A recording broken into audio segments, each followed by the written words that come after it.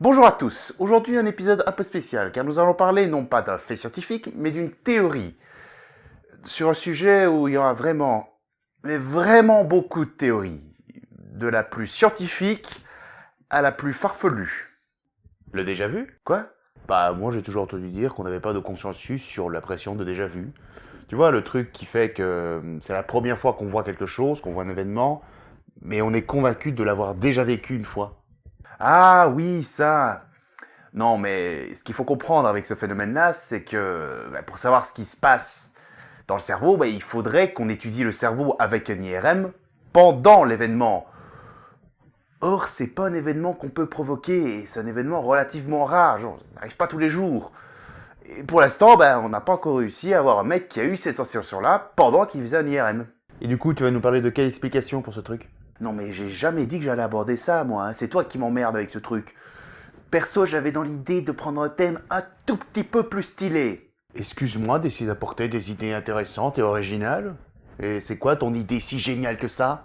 La création de l'homme et peut-être de la vie sur Terre. Ah, ouais. Effectivement, là, mon idée de cerveau qui pète, ça fait un peu nul. N'est-ce pas? Donc, comme je disais... Et attends, on n'a pas encore mis le générique. Non, on s'en fout, on n'a pas le temps pour ça aujourd'hui. Je disais donc, aujourd'hui nous allons parler d'une théorie très connue que vous avez probablement déjà entendu parler, au moins en partie. La théorie des anciens astronautes. Ouais. Ça me dit rien du tout. Ce serait pas le truc dont t'avais parlé dans l'épisode précédent, là, où le créateur de cette théorie, il a pas gagné un Ig Nobel pour ça? Si, mais c'est pas vraiment lui le créateur de la théorie. Elle est beaucoup plus ancienne que ça, hein, elle a quelques siècles. Mais avant, on l'abordait surtout dans la science-fiction littéraire, quoi. C'est vraiment lui, entre autres, qui a commencé à aborder ça de manière sérieuse. Et c'est son livre qui l'a rendu populaire. Par contre, cette théorie a beaucoup de variantes. Mais genre vraiment beaucoup. Hein. Alors on va se cantonner à une seule et quelques dérivés, et pas plus. Parce que sinon on va vraiment pas s'en sortir. Ces théories se basent sur une question qui, il faut le reconnaître, est quand même relativement pertinente. Pourquoi l'homme est-il le seul animal à être aussi développé cérébralement? Comment ça se fait qu'il n'y a pas eu d'autres espèces qui ont tenté de développer une civilisation? Pourquoi est-ce qu'on est les premiers et qu'on y a réussi du premier coup? Et c'est exactement ce à quoi répond la théorie des anciens astronautes. Parce qu'on a triché. Hein? Selon cette théorie, l'homme civilisé ne serait pas le fruit de l'évolution naturelle. Ou en tout cas, pas complètement. Vers la fin, on nous aurait aidés. Bah qui ça? Les anciens astronautes, qui, par définition, sont des aliens. Oui, parce que les astronautes terriens, c'est assez récent comme concept, hein, je veux dire, ça fait nettement moins d'un siècle. Attends. T'es en train de dire qu'il y aurait des aliens qui seraient venus jusqu'ici pour s'envoyer en l'air avec des singes et qu'on serait le fruit de cet acte de zoophilie? Mais non. Effectivement, il y a bien une variante de ces théories qui dit qu'il y a bien eu hybridation. Mais elle ne tient pas la route celle-là scientifiquement, étant donné que c'est facile de se rendre compte que ça cloche point de vue ADN. Oui, parce que l'homme a un ADN qui fonctionne exactement de la même façon que toutes les autres espèces sur Terre. Ça fonctionne tout le temps pareil, on n'est pas unique à ce niveau-là. Donc ça coince. Or, les aliens auraient forcément un ADN très différent de ce qu'on retrouve sur Terre. Il y a même de très fortes chances qu'ils n'aient pas d'ADN du tout. Que ce soit la manière dont la vie s'est développée uniquement sur Terre, ça. Non, ici l'idée c'est plutôt que les aliens auraient vu dans l'espèce humaine un potentiel de civilisation et qui nous auraient aidés à nous développer dans ce sens. Par contre, s'ils nous ont aidés, ce serait très lentement. Hein. C'est pas genre, ils sont arrivés, voilà, vous construisez une brique là, vous mettez une autre brique là, ensuite ça va faire une maison, puis vous mettez des murailles autour, ça fait une cité. Non, parce que ça, c'est un fait, on le sait, qu'on n'est pas passé de chasseurs-cueilleurs aux grandes cités de la Mésopotamie en quelques siècles, quoi. Ça a pris beaucoup plus de temps que ça. Donc, s'ils nous ont aidés, c'est lentement.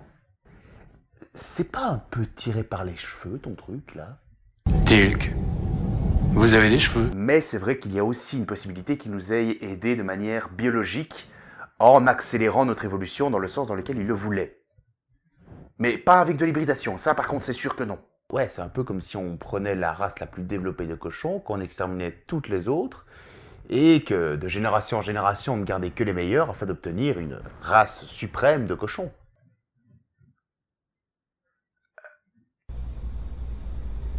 Mauvais exemple.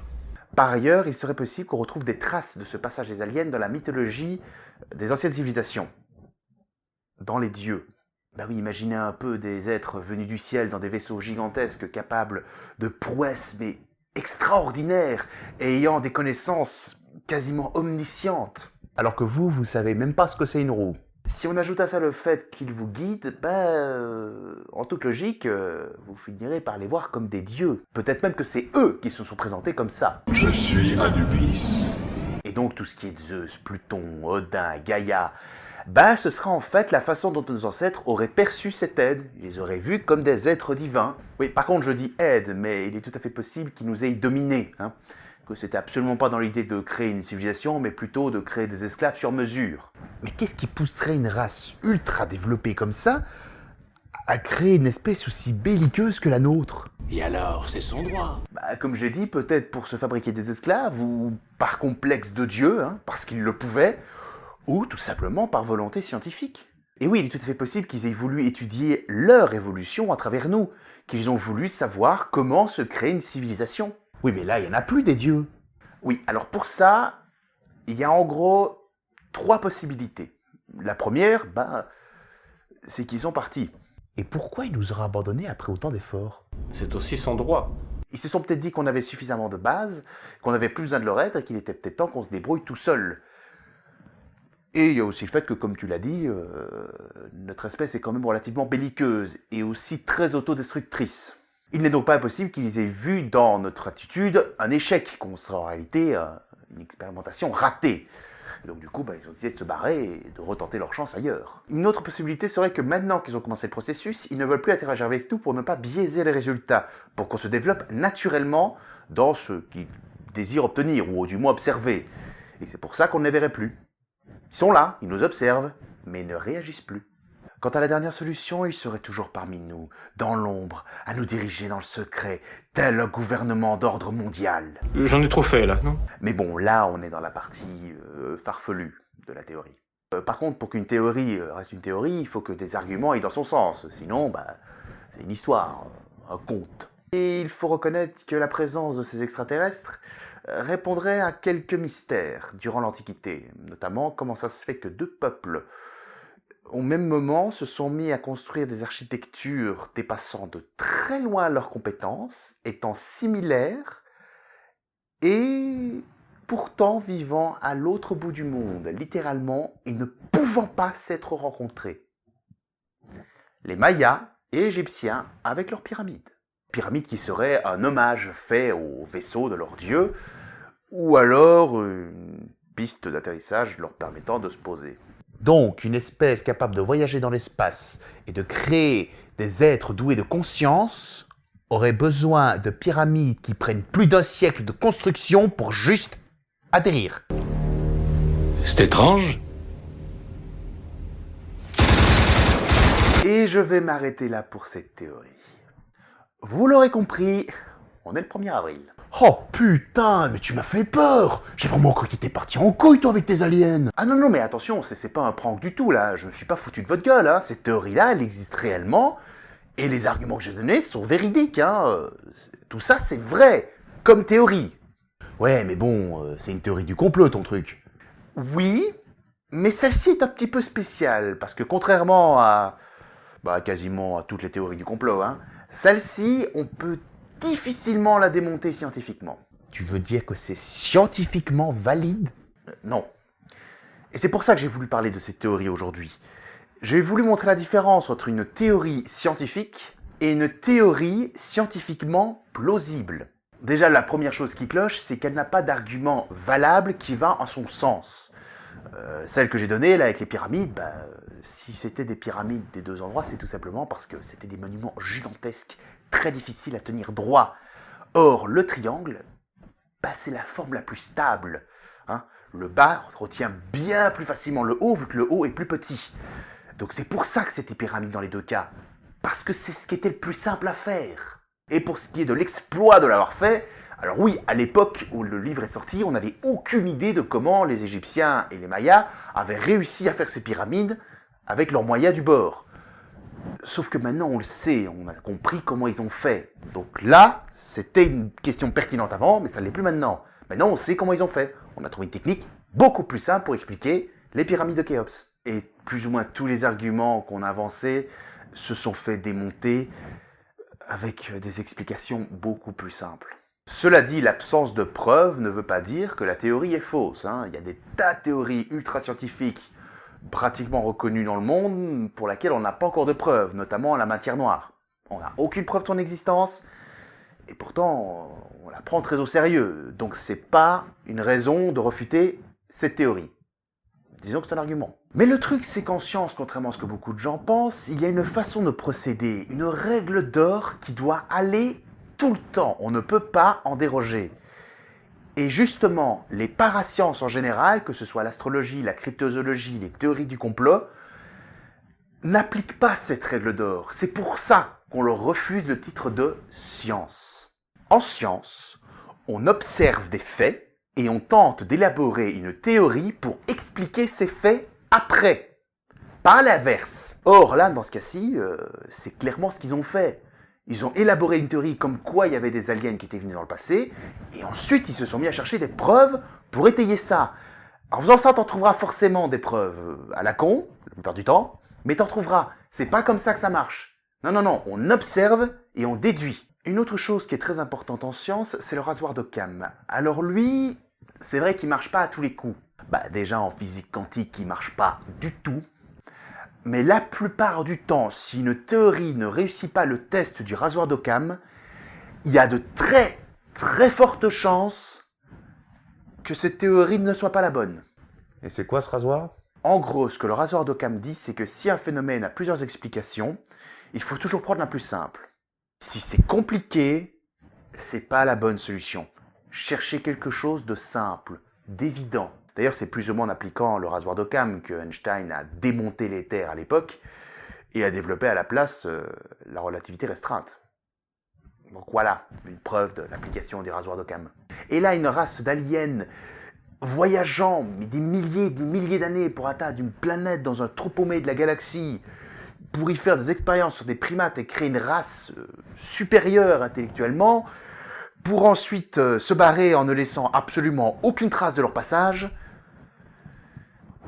C'est clairement compliqué là. Et alors que c'est juste se dire que c'est le fruit de l'évolution et un petit peu du hasard, c'est beaucoup plus simple. Et surtout, ça correspond à la façon dont a toujours fonctionné la vie sur Terre. Donc si jamais on commence à vous élaborer comme ça des théories un peu farfelues, essayez d'appliquer le rasoir d'Occam. Vous verrez, ça vous évitera de tomber dans le panneau des théories du complot. Oui, parce que pratiquement toutes les théories du complot se font démonter par le rasoir d'Occam, pour ne pas dire toutes.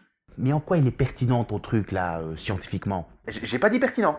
J'ai dit qu'on ne pouvait pas la contredire scientifiquement, ou en tout cas qu'on ne pouvait pas prouver qu'elle était fausse. Parce que oui, à l'heure actuelle, il n'y a aucun moyen de prouver que les extraterrestres ne sont pas venus nous aider dans le passé. C'est un fait. Mais il n'y a pas de preuve du contraire non plus. Libre à vous d'y croire. Mais, comme son nom l'indique, c'est de la croyance, de la foi. Ce n'est pas de la science. J'insiste, mais c'est possible. C'est hautement improbable, mais il y a une faible chance, très faible chance, que ça se soit passé comme ça. Et tu y crois, toi? Absolument pas. Mais c'est pas être un débile ou un inculte ou être un cinglé de croire à ça. Voilà, cet épisode est terminé. Comme vous l'aurez compris, voyant que forcément, étant donné que je diffuse un épisode tous les premiers du mois, j'allais tomber chaque année sur le 1er avril, j'ai décidé que le 1er avril de chaque année, je parlerai d'une parascience ou de quelque chose qui n'est pas scientifiquement pertinent. N'oubliez pas de mettre des petits pouces bleus pour dire si ça vous a plu, de lâcher des commentaires pour me dire ce que vous pensez des théories du complot, notamment de celles des astronautes, les autres, c'est pas trop le sujet de la discussion. Et surtout, partagez la vidéo. Ça, je le dis à chaque fois, mais c'est vraiment le plus important pour moi. Partagez-la. Allez, salam.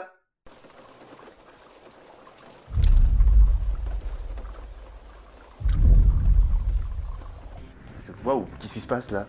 T'as critiqué les théories du complot sur le web, t'es complètement con, t'as attiré les foudres de tous les complotistes, là. Ils vont venir te défoncer dans les commentaires, hein. Ha! Je les attends, les mecs. On va les défoncer. C'est parti.